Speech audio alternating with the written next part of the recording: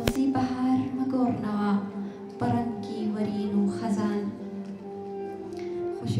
سۆزی مۆفەق وەک کچێکی نابینا لە 8 مارسدا پێشکەشکاری بۆ مەراسیمی 8 مارس کرد کە یەکێتی نابینانی کوردستان سازی کردبوو. سۆزی سەرنجی ڕاکێشام کاتێک هەموو ئەو بابەتانەی کە پێشکەشی دەکرد بە نووسینی برایل ئامادەی کردبوو. ڕۆژی جیهانی ئافرەتان بۆیە زۆربەی دەوڵەتان بڕیاریاندا کە ڕۆژی 8 مارس ئەوە ژوای کرد تا کاتی دەستپێشی مەراسیمەکە گفتوگەی لەگەڵدا بکەم و پرسییم چۆن ئەم مەراسیمە بەڕێوە دەبیت. ئامادەکاری یەکەم بۆ پێشکەشکردنی مەراسیمەکە.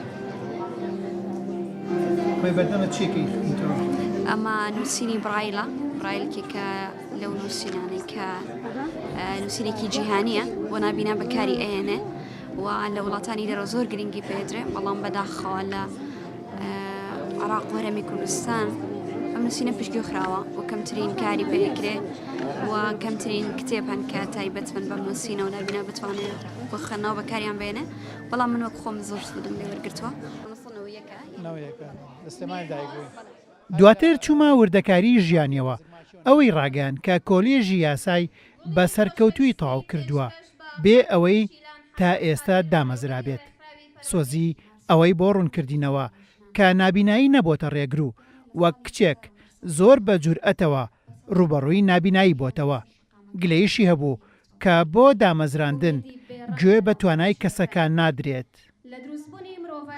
لە ساڵی 2013 بۆ 14 کۆلێژی یاسام تەواو کردووە، بەڵام دوای ئاسەنگ و زەحمەتێکی یەکجار زۆر بەڕاستی خوێندن تەواوکردن بۆ کەسی خاوەن پێویستی تایبەت و بۆ نابینا ئاسان نییە، چونکە ئەبێ بە دوای هەموو شتێکی خوێندنان ڕابکەی، هەر لە تۆمارکردنی منهەجەوە، هەر لە هاتوچۆوە، لە زۆر کاتی تری خوێندنا قورسایی زۆر بۆ ژیانە دروست ئەکا، نە لە کەرتی تایبەت و نە لە کەرتی حکومیش وەکو کەسێکی بەو شوەی سیر ناگری کە تۆ توانای کارکردنە هەبێ کاتێک کە سیڤیەک تەقدیمەکرێ بۆ هەر شوێنێک بۆ هەر کارێک سیڤی کەسێکی خاوەن پێویستی تایبەت هەمیشە لە پلە دوایە یان لەو سیڤیانەیە کارگیز ناخوێنرێتەوە.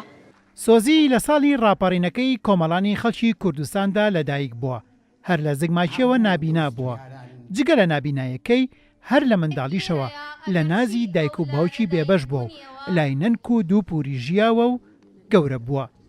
ئەو لە 8 مارسدا وەک کچێکی خۆڕاگر و بەورەیەکی بەرزەوە لە نێو چەپڵە ڕێزانی ئامادەبوانەوە لەسەر ستەیج دەرکەوت. نابینایی نەبۆتە ڕێگر لە بەردەم سۆزیدا. ئەو ئەمڕۆ لە یادی 8 مارس لە ڕۆژی جیهانی ژناندا زۆر سەرکەوتوانە لەم هۆڵەدا مەراسیمەکەی بر بەڕێوە وەک چۆن ئەو لە یاسادا سەرکەوتوو بووە. بە هەمان شێوە ئەمڕۆژ توانی سەرکەوتوانە مەراسیمەکە بەڕێوە بەرێت، بەڵام ئەو گلەی هەیە تا ئێستا هیچ شوێنێک کارێکی نایەوەتێ. هێمن قادر، کورسات نیوز، سلێمانی.